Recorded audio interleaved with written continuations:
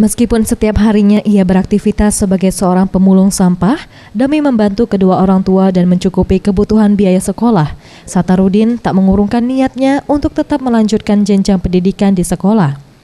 Siswa kelas 1 SMP ini tetap semangat menjalankan profesinya sebagai pemulung.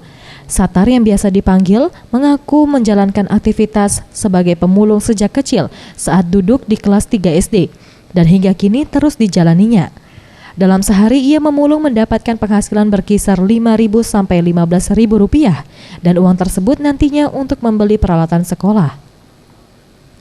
Meskipun bekerja sebagai pemulung, ia tetap semangat melanjutkan pendidikan di sekolah, bahkan mendapatkan prestasi juara kelas, sehingga ia diberikan beasiswa dari Dinas Pendidikan Kota Lubuk Linggau hingga ke jenjang tingkat SMA nantinya. Duit hasil penjualannya dibelikan apa nih? Kadang beli buku, baju-baju untuk sekolah, kadang bantu orang tua. Sudah berapa lama di sini? Hampir dari kecil ya Pak. Sehari dapat berapa nih? Kadang 5.000, kadang 10.000, dan nanti juga. Ditabung ya? Iya.